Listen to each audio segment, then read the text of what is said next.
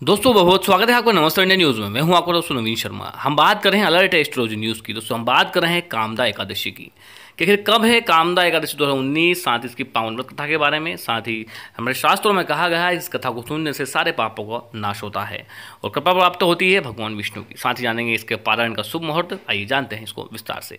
दोस्तों वीडियो शुरू करने से पहले कहना चाहूँगा आपने अभी चैनल सब्सक्राइब नहीं किया, सब्सक्राइब करें, वो बेल आइकन दबाएं जिससे अपडेट रहें आप देश के सभी अपडेट एवं अलर्ट खबरों से। चलते अपडेट की ओर जान लेते हैं कब है कामदा एकादशी। दोस्तों कामदा एकादशी शुभ मुहूर्त की यदि हम बात करें तो एकादशी तिथि आरंभ होगी 15 अप्रैल 2019 को 7:08 से प्रातःकाल से। उसके बाद एकादशी तिथि समाप्त होगी 16 अप्रैल 2019 को 4:22 पर। पारण यानी व्रत तोड़ने का समय रहेगा आपका 16 अप्रैल 2019 को 5:58 से लेकर 8:31 तक। उसके बाद पारण तिथि के दिन हरिवास समाप्त होने का समय है 9:39 तक। विशेष की बात करें तो पारायण के दिन द्वादशी शुरू होने से पहले समाप्त हो जाएगी, यानी कि आप व्रत जब छोड़ें तो दोस्तों यह आप शाम को 16 अप्रैल को 5:58 से लेकर 8:31 तक छोड़ सकते हैं।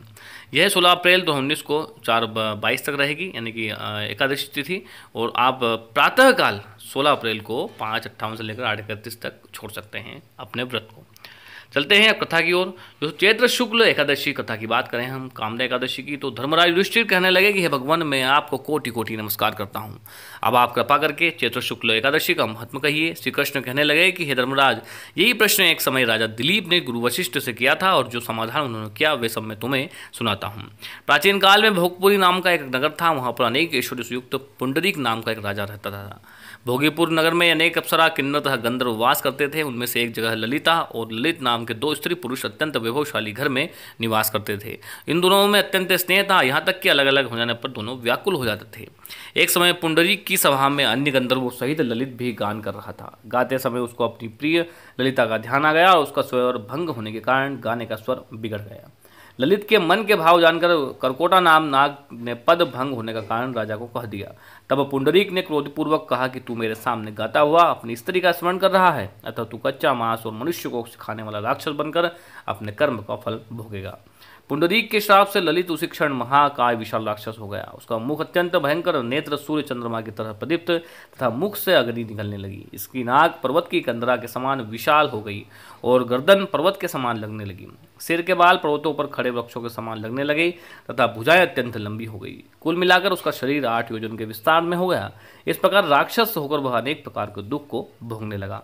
जब उसकी प्रियतमा ललिता को यह वृत्तांत मालूम हुआ तो उसे अत्यंत खेद हुआ और वह अपने पति को उद्धार का यत्न सोचने लगी। वह राक्षस अनेक प्रकार के घोर दुख सहता हुआ घने वनों में रहने लगा। उसकी स्त्री के उसके पीछे पीछे जाती और विलाप करती रहती। एक बार ललिता अपने पति के पीछे घूमती घूमती विंध्याचल पर्वत पर पहुंच गई, जहाँ पर श्रृंगी ऋषि का आश्रम था। ललिता शीघ्र ही श्रृंगी ऋषि के आश्रम में गई और वहां जाकर विनीत भाव से उनसे प्रार्थना करने लगी। उसे देखकर श्रृंगी ऋषि बोले कि हे सुबह, तुम कौन हो और कहाँ से आई हो? ललिता बोली कि मेरा नाम ललिता है और मेरा पति राजा पुंडरीक के श्राप से विशालकाय राक्षस हो गया है। उसका मुझको महान दुख है, उसके उद्धार का कोई उपाय बताइए। श्रृंगी ऋषि बोले, हे गंधर्व कन्या, अब चैत्र शुक्ल एकादशी आने वाली है जिसका नाम कामदा एकादशी है। इसका व्रत करने से मनुष्य के सभी कार्य सिद्ध होते हैं। यदि तू कामदा एकादशी व्रत कर उसके पुण्य का फल अपने पति को दे देती है तो शीघ्र ही राक्षस योनि से मुक्त हो जाएगा और राजा का श्राप भी अवश्य में शांत होगा। मुनि के ऐसे वचन सुनकर ललिता ने चैत्र शुक्ल एकादशी आने पर उसका व्रत किया और द्वादशी को ब्राह्मणों के सामने अपने व्रत का फल अपने पति को देते हुए भगवान से इस प्रकार प्रार्थना करने लगी कि हे प्रभु, मैंने जो यह व्रत किया है उसका फल मेरे पतिदेव को प्राप्त हो जाए, जिससे वह राक्षस योनि से मुक्त हो जाए। और एकादशी का फल देते ही उसका पति राक्षस योनि से मुक्त होकर अपने पुराने स्वरूप को प्राप्त हुआ।